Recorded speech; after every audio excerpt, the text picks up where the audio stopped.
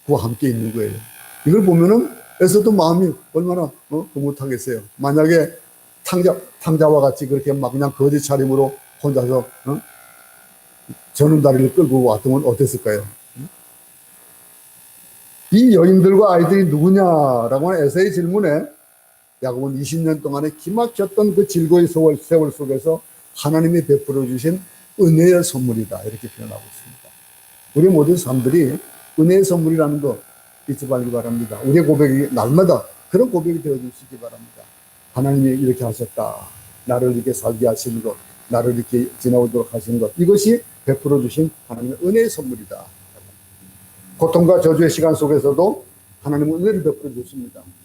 감옥에 갇히고 병들고 억울함을 당하고 그렇게 세월을 보내는 그동안에도 하나님 무언가 하고 계셨던 거예요.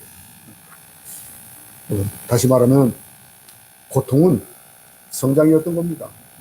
그렇게 저주스러운 삶을 살았던 것 같았는데 야곱은 자신의 삶을 돌이켜보면서 아내와 자식과 또 재산을 주신 그 하나님의 은혜를 생각하고 있는 겁니다. 그래서 당당하게 얘기하는 거예요. 이게 하나님의 은혜입니다. 하나님의 은혜의 선물입니다. 하나님은요, 우리를 굶어 죽게 내버려 두지 않습니다. 얼어 죽게 내버려 두지 않습니다. 우리를 보호해 주시는 그 보호하심이, 돌이켜놓고 보세요. 우리가 지금 이게 숨을 쉬고 살아간다는 이 세상 속에서 우리가 이렇게 승리하고 살아갈 수 있다는 것, 이건 하나님 은혜 아니면 뭡니까?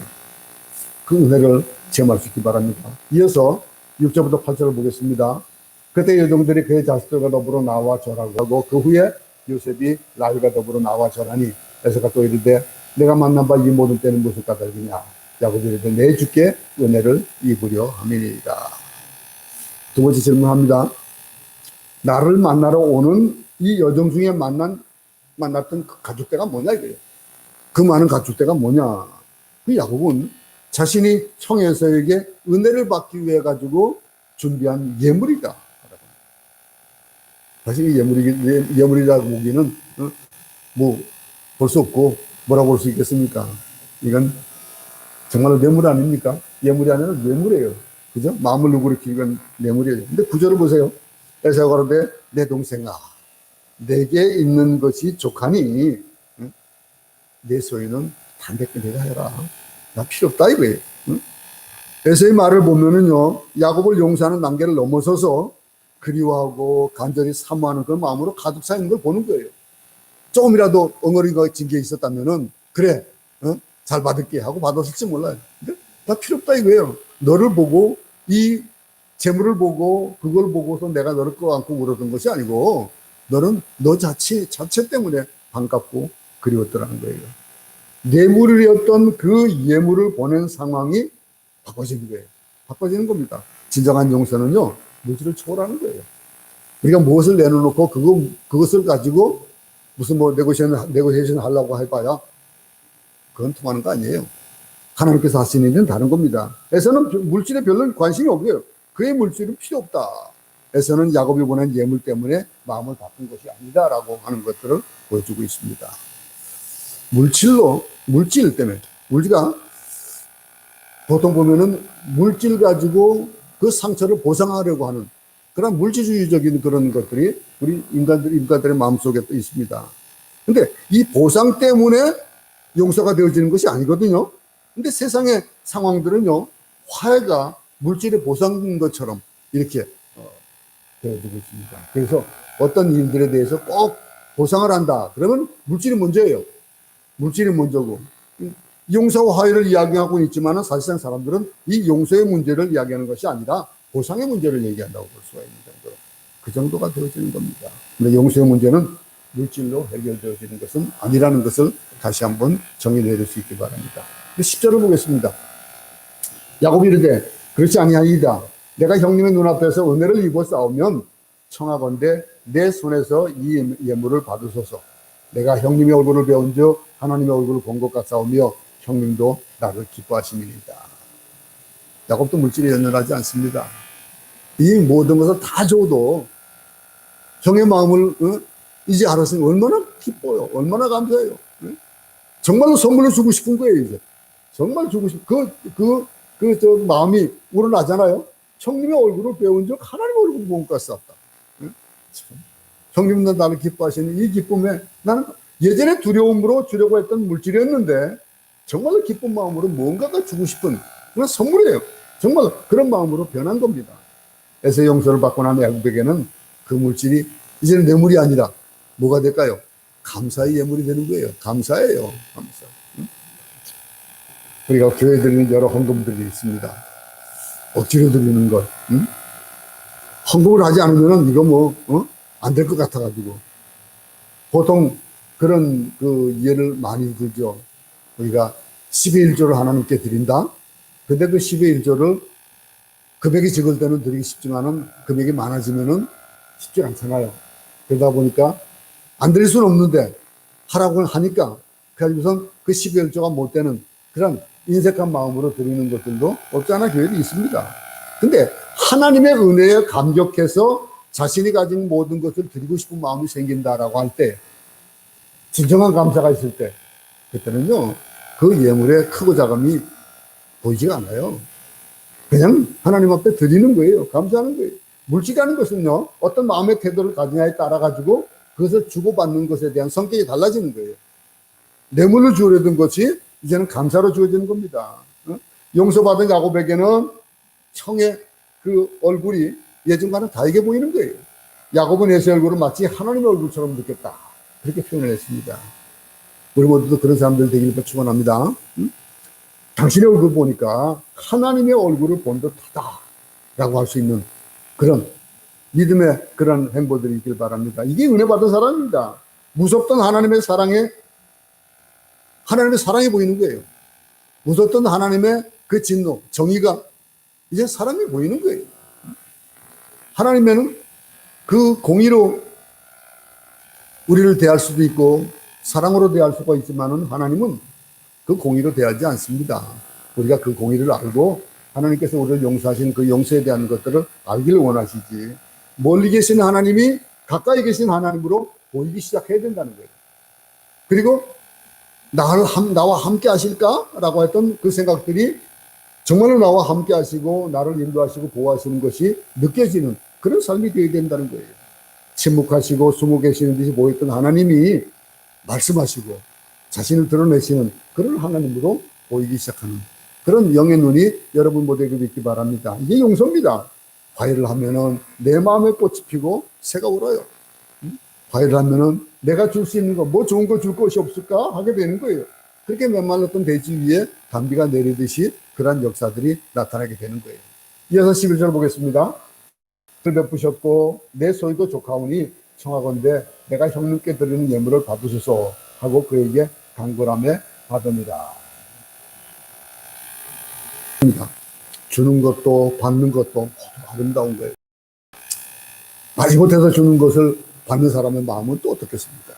그런데 정말로 기쁜 마음으로 주는 그 선물을 받을 때에 받는 사람은 또 어떤 마음이겠습니까? 물질을 받으려고 누구에게 압력을 하잖아요. 뭘 받으려고. 그래서 옆구리 찔러가 절받게 쓰기라는 그런 말도 있잖아요. 그렇게 강제적으로 물질을 돈을 건네받기도 하고. 근데 우리는 억지로 돈을 주고받는 그런 경우, 억지로 선물을 주고받는 경우 참 많아요. 야곱이 이렇게 말합니다. 이게 은혜의 보답이다. 나는 내 소유에 만족한다. 라고 하는 거예요. 우리 집사님 한 분이 지금 직원들에게 크리스마스 선물을 주는데 선물을 생일이 돼가지고 생일 선물을 받는 그 선물을 보면서 참 상처를 받은 그런 우리 집사님 한 분 계세요. 분명히 나는 그 사랑한 마음으로 그들에게 주고 싶은 마음으로 주는데 그들에게서 돌아오는 거는 그들은 돈도 많이 쓰고 있을 수 있는 그런 위치에 있는 자들인데 돈도 많이 주고 있어요. 많이 받아요. 필리핀사보다도 더 많이 받는 다른 회사보다도 더 많이 주는 그런데 그들에게서 돌아오는 거는 너무 하찮은 거, 너무 마음이 안 담긴 선물을 보고 참 마음 아파하는 얘기를 들었었습니다. 우리가 소유함에 있어서는 만족이 없어요. 소유함에 있어서는. 근데 물질이라는 만족함을 주는 것 같지만은 사실은 물질 속에서는 만족함이 없습니다. 우리가 돈을 원하는 것만큼 벌어도 만족하지 못하고요. 원하는 것을 모두 다 가져도 만족하지 못합니다. 더 많은 것, 더 큰 것, 더 좋은 것을 갖고 싶은 거예요. 그러면 그럴수록 더 갖고 싶은 거예요. 그게 인간의 본성입니다. 갖지 않았기 때문에, 덜 가졌기 때문에 욕망과 욕심을 채우지 못한 것 때문에 불평하고 원망하는 것이지, 못 먹고 못 입고 그래서 불평한 것이 아닙니다. 사실은요. 비교하게 되고 더 많이 가진 사람과 나는 이런 비교를 하기 때문에 그런 불평의 마음들이 생기게 되고 그러는 거예요. 권력과 야망은요, 가질수록 더 커지는 거예요. 안 그렇습니까? 멸망과 파멸에 이르기까지 그들은 욕심을 내고 그렇게 살아갑니다. 여러분, 야곱의 도덕이 변했습니다. 만족을 알게 된 거예요. 우리 시편 23편에서 여호와는 나의 목자시니 내게 부족함이 없으리로다 그러잖아요. 내게 부족함이 없는 마음을 우리는 야곱에게서 읽어보는 거예요. 우리 모두에게도 만족함이 있길 바랍니다. 지금 현재의 것으로 세방사를 만족하고 직장과 가정에 만족하고 죽음에 이르러서도 하나님께 이만큼 산 것은 내게는 은혜입니다. 하나님의 은혜입니다. 나는 더 이상 바랄 것이 없습니다. 이렇게 고백할 수 있는 그 가치에 대한 판단을 제대로 할 수 있는 그런 우리의 수준에 이르는 그런 우리 모두가 되기 바랍니다. 이어서 또 12절 말씀 보겠습니다. 에서가 이르되 우리가 떠나자 내가 너와 동행하리라. 에서가 내가 너의 앞잡이가 되겠다 이렇게 얘기했습니다. 우리 개역 한글에서는 앞잡이가 되리라. 너무 많은 것이 그랬습니다. 에서는 야곱의 앞잡이가 되겠다라고 그렇게 앞으로 앞잡이가 되어서 돕겠다 이렇게 말합니다. 근데 야곱은 에서의 제안을 정중하게 거절하잖아요. 13절 14절을 보겠습니다. 야곱이 그에게 이르되 내 주도 아시거니와 자식들은 연약하고 내게는 양떼와 소가 새끼를 데리고 있은즉 하루만 지나치게 몰면 모두 때가 죽으리니 청하건대 내 주는 종보다 앞서 나서서 나는 앞서가는 가축과 자식들의 걸음대로 천천히 인도하여 세일로 가서 내 주께 나아가리이다. 야곱이 화해를 요청한 것은 이득을 보기 위한 것이 아니었잖아요. 어떻게 보면 용서를 구하고 싶은 마음이 있었기 때문에 이런 예물들을 가지고 왔고, 뭐 처음에는 뇌물이었지만은 이 진짜 그 화합이라는 것, 우리가 이 일들을 보면서 화합이라는 단어 한번 생각해 보면요, 사실은 화합이라는 단어를 얘기할 때 화해를 요청하면은 화합을 요청하면은 어떤 이득을 얻으려고 하는 경우가 참 많아요. 그 이득 때문에 그 이득을 보기 위해서 화해를 요청하는 경우가 얼마나 많은지 모릅니다. 근데 이득을 보기 위해서 하는 화합하는 것은 그건 화합이 아닙니다. 야합이라고 볼 수 있어요. 어쩌면 화해의 목적이 이득을 얻기 위해서라면 그것은 진정한 화해가 아니잖아요. 근데 그날 더 큰 천주가 임할 건데 화해하고 용서는 어디에서 오는 겁니까? 우리의 마음에서 오는 겁니다. 마음에서 우러나는 것. 이 야곱은 에서에게 두 사람의 사이가 이 화해가 혜택을 위한 것이 아니고 그것이 목적이 아니다라고 하는 것이 보여지는 그런 대화들이 지금 오고 가고 있는 거예요. 다른 사람들의 수준에 자신을 맞추지 마시고, 다른 이의 수준을 따라가다 보면요, 빚을 지게 되고, 또 그리고 어려운 상황이 생길 수도 있는 거예요. 이게 자신의 수준과 형편에 따라 사는 것에 만족하지 않는, 자족하지 않는 마음. 근데 우리는 이렇게 가졌어도 자기가 생각하지 못했던 은혜를 잊게 되면은 자족하는 마음이 더 생기는 거예요. 너무 감사한 거예요. 내게 주신 은혜가 족하다라고 하는 은혜를 깨달아 알 줄 아는 그런 사람이 되어진다는 거예요. 여러분, 하나님을 위한 야망, 온전, 하나님을 위한 것일 때만 온전한 거예요. 사람을 위하거나 나를 위하거나 그 비전이라고 하는 것, 그 비전에 대한 것, 그 성취를 통해서 자신의 인간적인 만족을 얻고 행복을 추구하고 물질을 얻는 것, 그건 비전이 아니에요. 그러니까 비전이라는 말을 쓸 때는 어떤 비전을 얘기해야 됩니까? 하나님을 향한 비전. 에서는 계속해서 호의를 베풉니다. 그는 종 몇 사람이라도 알려보내서 야곱을 돕겠다. 그렇게 얘기를 하고 있습니다. 15절부터 17절 봅니다. 에서가 이르되 내게 종 몇 사람을 내게 머물게 하리라. 야곱이 이르되 어찌하여 그리하리까? 나로 내 주께 은혜를 얻게 하소서 하며 이날에 에서는 세일로 돌아가고, 그리고 야곱은 숫곳에 이르러 자기를 위하여 집을 짓고 그의 가축을 위하여 우리간을 지었으므로 그 땅 이름을 숫곳이라 부르더라 그랬습니다. 여러분, 더 이상 야곱이 에서에게 용서받았음에도 더 과한 것으로 여기고 더 이상은 신세를 지지 않는 거예요. 이것 내가 생각했던 그 수준보다도 더 큰 그런 용서를 받았다라고 하는 것을 얘기하는 겁니다. 더 이상 신세를 지기 쉽다. 남의 신세를 지려 하고 심지어 남의 것을 빼앗으려고 하는 이 세상과는 동떨어진 그런 일들. 야곱은 그렇게 하지 않았습니다. 이제 그는 부족하고 힘들어도 자기 나름대로 살기를 아름다운 모습 아니에요? 그 숫꽃이라는 것을 정착을 하는데 숫꽃이라는 그 말에는 쉼, 피난처 그런 뜻을 가지고 있습니다. 그러니 그가 정해져 있는 거. 만약에 에사와 화합을 하지 않고 그곳에 있었으면 숫꽃이라는 이름이 나오지 않았을 거예요. 그곳에서는 어떻게든지 불안하고 어쩔 바를 몰라 하는 그런 마음이 숨어 있을 텐데 그는 지금 쉼이다, 피난처라는 뜻을 가지고 있는 숫꽃을 그는 지칭하고 있는 겁니다. 청을 안식을 합니다.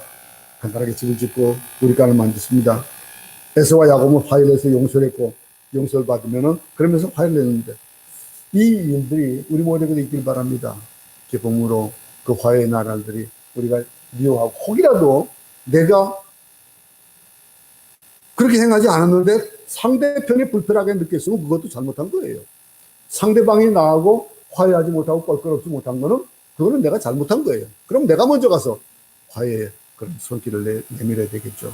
성령의 도우심으로 우리 모두에게 화해와 용서의 마음이 가득해서 정말 복된 나날이 연속되어질 수 있기를 간절히 바랍니다. 마지막으로 18절부터 20절을 보겠습니다. 야곱이 밧담 아람에서부터 평안히 가나안 땅 세겜 성읍에 이르러 그 성읍 앞에 장막을 치고 그가 장막을 친 밭을 세겜의 아버지 하몰의 아들들의 손에서 베크시타에 샀으며 거기에 제단을 쌓고 그 이름을 엘 엘로헤이 이스라엘이라 불렀더라 그랬습니다. 은 100개라고 그랬습니다. 여기 우리 계획개정에는 베크시타라는데 크시타라는 개념도 우리 잘 모르잖아요. 근데 은 100개로 샀다 그랬습니다. 그 가치에 대한 것들은 뭐 생각해 볼 것이 아니라 어쨌든 이곳을 사고 그리고 그것이 하나님의 은혜였다라고 하는 것. 숫곳에서 세겜 땅으로 가서 하몰의 아들들에게 은 100개를 주고 약간의 땅을 샀습니다. 이 사건은 야곱의 믿음이 자랐음을 보여주고 있는 거예요. 이 땅을 하나님께서 자식에게 주었다는 확신을 갖게 돼가지고 그 땅을 구입하게 된 겁니다. 우리 약속의 땅에 우리가 투자할 수 있기 바랍니다. 이 믿음의 시작입니다. 하나님의 약속과 희망을 사는 그런 한 주간 되길 바랍니다. 이게 믿음의 시작입니다. 이게 비전입니다. 그때 가봐야 알지요가 아니에요. 그렇게 말하는 것이 아닙니다. 그것이 믿음이 아니고 믿음은 바라는 것의 실상이다 그랬습니다. 보지 못하는 것의 증거다 그랬습니다. 다른 것에 투자하지 말고 우리가 믿음에 투자하면 이런 야곱과 같은 그런 청통함이 있게 되고 그 속에서 평안이 있게 되고 그 이름이 엘로헤 이스라엘이라 라고 지을 수 있는 이 뜻은 그 하나님은 이스라엘의 하나님이다. 그런 뜻이에요. 엘로헤 이스라엘이다. 자신 하나님을 만났습니다. 우리 모두가 우리 자신의 하나님을 만날 수 있기 바랍니다. 우리가 아버지가 믿음이 좋다? 믿음이 좋다라고 하면 그거는 우리의 믿음이 아니잖아요. 아버지의 믿음이지. 우리 어머니가 믿음이 좋다? 그것도 우리의 믿음이 아니잖아요. 어머니의 믿음인 거예요. 아내가 믿음이 좋고 남편이 믿음이 좋다고 해도 그것은 아내는 남편의 것이 아니고 내 것이 아니고 그의 것이고요. 우리 모두에게 우리의 믿음이 필요한 겁니다. 그 믿음이 필요. 자신이 만난 하나님, 눈물을 흘리게 하시는 하나님, 약속을 신뢰하게 하시는 하나님, 그 하나님이 나의 하나님이 되어지는 그런 은혜의 그런 감격을 우리 모두 누리며 살 수 있기를 간절히 소원합니다.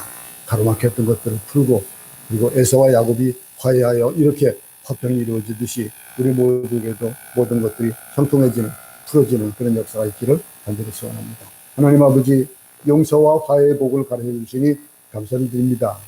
예수님의 사랑과 용서가 우리 안에 충만하게 하여 주시옵소서. 예수님 이름으로 기도드렸습니다. 아멘. 주님으로 마치겠습니다. 하늘에 계신 우리 아버지여 이름이 거룩히 여김을 받으시오며 나라에 임하옵시며 뜻이 하늘에서 이룬 것 같이 땅에서도 이루어집니다. 하나 우리에게 일용할 양식을 주옵시고 우리가 우리에게 죄진 자를 사하여 준 것 같이 우리 죄를 사하여 주옵시고 우리를 시험에 들게 하지 마옵시며 다만 나에게서 구하옵소서. 나라와 권세와 영광이 아버지께 영원히 있사옵나이다. 아멘. 오늘 마쳤습니다.